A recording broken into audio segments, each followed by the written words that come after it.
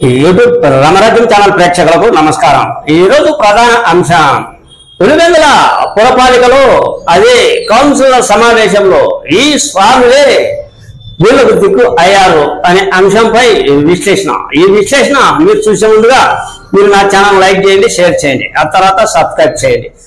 మీరు నా channel like చేసి షేర్ చేసి సబ్స్క్రైబ్ చేయడంతో పాటు ఇదే వీడియో 40కి పంపిస్తే 10 నుంచి 20 మందికి చూసేందుకు మీరే అవకాశం కల్పించినట్లు ఉంటుంది.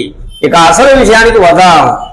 పులివెందులలో పురపాలిక కౌన్సిలర్ సమావేశం జరుగుతూ ఉంటుంది. సమస్యల మీద కొంతమంది నిలదీస్తారు, ఆ తర్వాత కొన్ని రకాలైన నిధులను కేటాయిస్తారు, కొన్ని రకాలైన సమస్యలు ఎక్కడున్నాయో వాటి మీద పనులను కేటాయిస్తారు. అంతా కౌన్సిలింగ్ లో సర్దుకుంటారు, అంతా కౌన్సిలింగ్ లో ఆమోదం పొందుతారు. అప్పుడు పురపాలిక అభివృద్ధి వేగవంతం అవుతుంది. ఇది పులివెందుల పురపాలిక సమావేశంలో జరిగే ప్రతి చర్చే. కానీ గతంలో పురపాలిక కౌన్సిల్ మీటింగ్ అంటే చాలా విమర్శలు ఉండేటివి. ఏం విమర్శలు ఉండేటి అంటే ఎవరు కౌన్సిలర్లు ప్రశ్నించే వాళ్ళే కాదు, కేవలం కౌన్సిలర్ల సమావేశంలో కేవలం వీళ్ళు కౌన్సిలర్లు వచ్చేది స్వీటు టీ కోసమే వస్తారు అనే ఆరోపణలు గతంలో కూడా ఎన్నో రకాలైన విమర్శలు చేశారు. అవన్నీ గత కాలం. కానీ నిన్న జరిగిన కౌన్సిలర్ల మీటింగ్ హల్చల్ రాజకీయం జరిగింది. ఆ హల్చల్ రాజకీయంలో ఇద్దరు స్వాములే దిక్కు అయ్యారు. ఒకరు ఎమ్మెల్సీ మొట్టమొదటిసారిగా కౌన్సిలింగ్ సమావేశానికి బుల్లిరెడ్డి రాంగోపాల్ రెడ్డి హాజరు అయ్యారు. ఇంకొకరు ఎవరు అంటే ఆ 32వ వార్డు కౌన్సిలర్ బ్రహ్మణపల్లెకు చెందిన 32వ వార్డు కౌన్సిలర్ మహేశ్వర్ రెడ్డి. ఈయన చాలా ఆవేశంగా చాలా ఆక్రోశంతో విరుచుకుపడ్డాడు అధికారులపై, ఆ తర్వాత సమావేశంలో జరుగుతున్న చర్చలపై.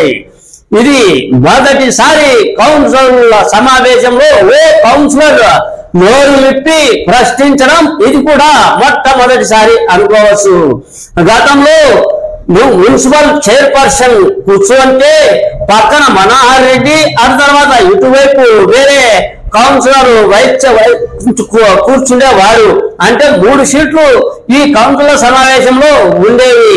మనోహర్ రెడ్డి మధ్యలో చైర్మన్ వరప్రసాద్, ఇటుపక్క వైస్ చైర్మన్ కూర్చుండేవాళ్ళు. కానీ నిన్న జరిగిన కౌన్సిలర్ సమావేశంలో చైర్మన్ కు మున్సిపల్ చైర్మన్ వరప్రసాద్ కు ఒక్కరికే ఒకే చైరు వేయడం జరిగింది.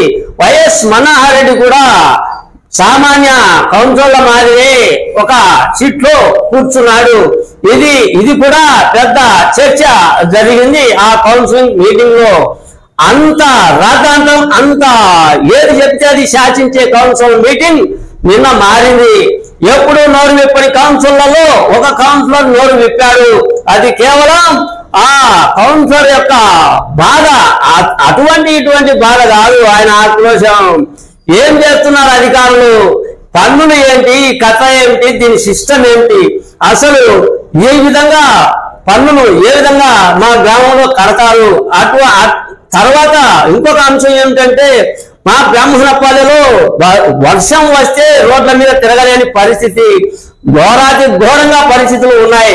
కనీసం మట్టి అన్న రోడ్ల మీద వేయండి అని ప్రాధేయపడుతూ ఈ కౌన్సిల్ మీటింగ్ లో అడుగుతూ ఉన్నాడు. అంటే ఎంత దౌర్భాగ్య స్థితిలో పురపాలిక సంఘం ఉందో అర్థం చేసుకోవచ్చు. ఓ కౌన్సిలరే తీవ్రమైన బాధతో ప్రశ్నిస్తూ ఉన్నాడు. ఆ తర్వాత ఎమ్మెల్సీ అయినటువంటి బుల్లిరెడ్డి రాంగోపాల్ రెడ్డి మొట్టమొదటిసారి రావడంతోనే మొత్తం కౌన్సిలింగ్ అంతా మార్పు వచ్చినట్లు ఉంది. ఎమ్మెల్సీ దిక్కు అన్నట్లు మాట్లాడారు. నిధులు రావాలన్నా పులివెందుల పురపాలిక డెవలప్ కావాలన్నా అధికార పార్టీ మీది, మీరు నిధులు కేటాయించాలి, మా అభివృద్ధిని చూడండి, అందరూ సహకరించండి అని వేడుకుంటున్నారు. ఎవరిని? బుల్లిరెడ్డి రాంగోపాల్ రెడ్డిని. అక్కడ ఉన్నటువంటి మున్సిపల్ చైర్పర్సన్ అయితేనేమి, కౌన్సిలర్లు అయితేనేమి. ఈ విధమైన కౌన్సిలింగ్ మీటింగ్ జరిగింది. ఒకరు ఆదేశపరితంగా ఆక్రోశంగా మాట్లాడారు 32వ బ్రహ్మణపల్లికి చెందిన వాడు మహేశ్వర్ రెడ్డి. ఇంకొక స్వామి అదే ఎమ్మెల్సీ బుల్లిరెడ్డి రాంగోపాల్ రెడ్డి మాట్లాడాడు. ఈ విధంగా ఇద్దరు స్వాములు మాత్రమే పురపాలిక సంఘంలో పురపాలిక కౌన్సిల్ మీటింగ్ లో మార్పు తెచ్చినట్లే ఉంది. ఇది పులివెందుల మొట్టమొదటిసారి మార్పు కాబోతుంది అనే దానికి సంకేతం నిన్న జరిగిన మీటింగ్ అనేది నా చిన్న వీడియో. మీ సీనియర్ జర్నలిస్ట్ దేరంగుల కృష్ణయ్య. నమస్తే.